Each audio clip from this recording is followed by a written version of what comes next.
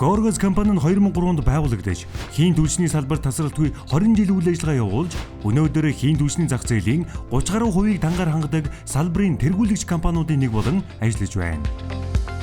Gorgos компани нь 2003 оны 3 дугаар сард Монгол Улсын засгийн газрын мөрийн хөтөлбөр тусгагдсан шингэрүүлсэн шатдаг хийн хөтөлбөрийг хэрэгжүүлэх зорилгоор үүсгэн байгуулагдсан бөгөөд шингэрүүлсэн хийн түлш, хийн тоног төхөөрөмжийн худалдаа, засвар үйлчилгээ, технологийн шугам хоолой угсралтын чиглэлээр үйл ажиллагаа явуулж байна. Gorgos компани нь Монгол Улсын хийн түлшний зах зээлийн 30 гаруй хувийг дангаар хангаж, 400 ажилтнтайгаар Улаанбаатар хот болон аймаг сумын төвийг хамарсан Автогаз, ахуйн түлш, хийн тоног төхөөрөмжийн худалдаа үйлчилгээ болон бензин шатхууныг нэг доороос цогцоор нь хангах сүлжээг бий болгож 40 гаруй станцуудаар хэрэглэгчдэд үйлчилж байна. Сүүлийн жилүүдэд үйл ажиллагаагаа өргөжүүлж, хийн түлшийг дулаан хангамжид өргөнөөр ашиглах чиглэлээр салбартай манлайлал үзүүлэн, Япон улсын тоног төхөөрөмж технологиг нутагшуулж, өөрийн ажилчдыг Япон, Солонгос улсуудад сургаж, дадлагжуулан 60 гаруй аж ахуйн нэгж байгууллагын нам даралтын нүүрсэн зуухнуудыг хийн халаалтын зуухаар солих ажлыг зохион байгуулан, хийн хангамж, ашиглалт, аюулгүй ажиллагааг хариуцсан ажиллаж байна.